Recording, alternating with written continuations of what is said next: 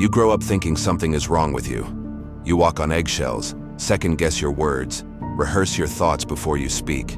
And even then, your voice feels like a threat to someone else's comfort. You learn how to smile at the right time, nod at the right cues, and say what won't trigger a shift in the atmosphere. That's not parenting. That's survival. The narcissistic mother doesn't break bones. She breaks identities. She doesn't hit you where people can see. She hits you where no one dares to look, your self-worth. And it begins early. Sometimes before you even know the language to describe what's happening to you. It's in the way she tells you who you are before you ever get a chance to find out. It's in the way her love is conditional, doled out only when you reflect the version of you that makes her look good. And if you don't, if you dare to grow beyond the container she crafted, you become her enemy, her competitor, her disappointment. You see, the narcissistic mother doesn't raise a child. She builds a mirror. And the moment that mirror starts showing reflections she doesn't like, she cracks it. Psychologically, narcissism is often rooted in a distorted sense of self, inflated to hide a deep, unconscious emptiness. Narcissistic mothers are usually operating from a childhood wound so severe that their entire adult persona is an overcompensation. Maybe she was never validated. Maybe she grew up invisible, abandoned, or controlled. So now she builds a fantasy image of herself and demands that her children become accessories to maintain that illusion. You are not allowed to exist apart from her narrative. But the trauma is insidious because it doesn't always look like abuse. It can sound like praise, but praise only when you achieve what she never could. It can look like care, but care that cages you, controls your every move, disguising obsession as protection. The narcissistic mother might never raise her voice. She might even be admired by the outside world. But the emotional temperature of her home is ice cold, and yet you keep going back to her for warmth. Why? Because the human mind, especially a child's, is wired to seek attachment, even when it comes at the cost of authenticity. And that's the root of the damage. You don't just grow up with low self-esteem, you grow up split. There's the version of you that performs, pleases, adapts, and conforms.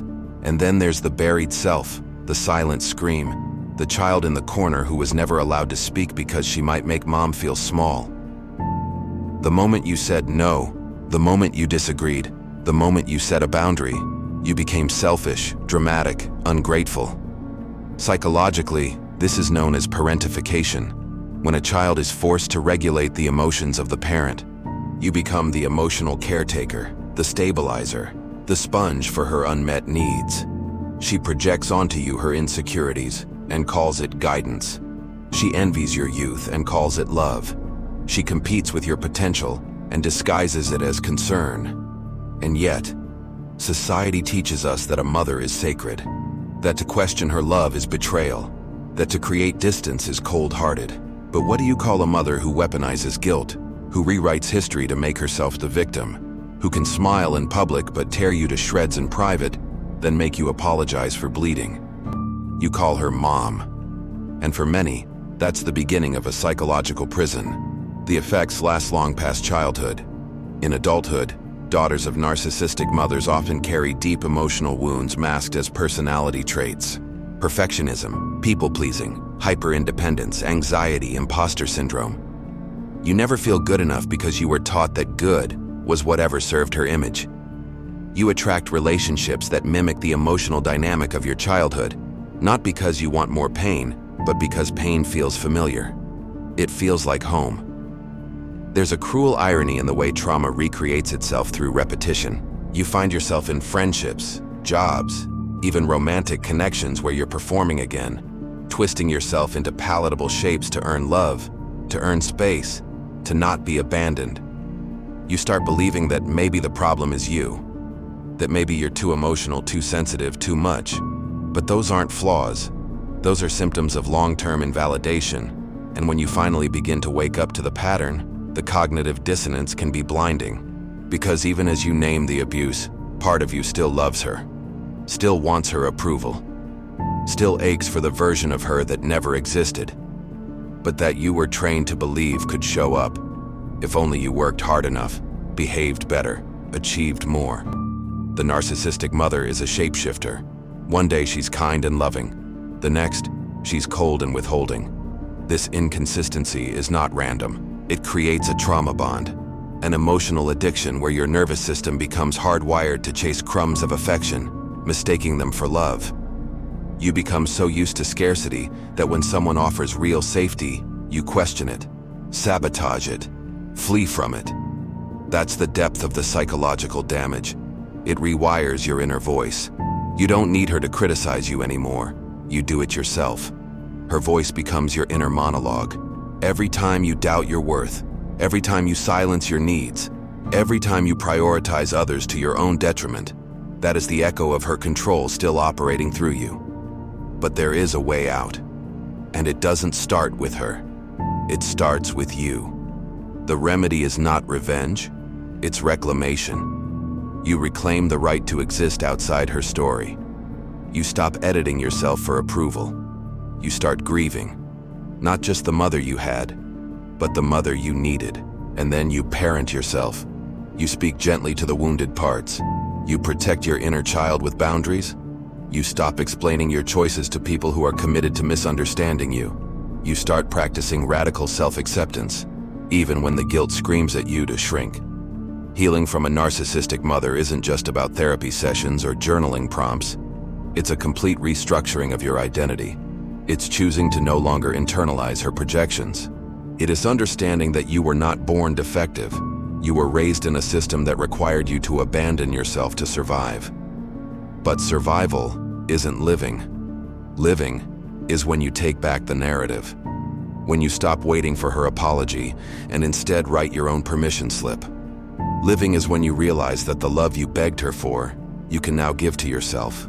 Without conditions, without fear, without shame. And something strange begins to happen when you do that. The power dynamic shifts. Because nothing destabilizes a narcissist more than your peace. The moment you stop reacting, stop explaining, stop defending, they lose their grip. Your healing becomes their unraveling. And sometimes, just sometimes, they try to pull you back. With gifts. With guilt, with rewritten stories, with a smile that says, "See, I'm not that bad." But you've seen too much to be fooled now. You've stared into the void of emotional manipulation and found clarity on the other side. You've rebuilt a self that doesn't need to perform. You've grown a spine where there once was a leash. This is not just recovery, it's transformation. You have felt the wounds reverberate in your relationships. You've watched love become a contract. You've allowed your boundaries to be violated just to maintain the illusion of harmony.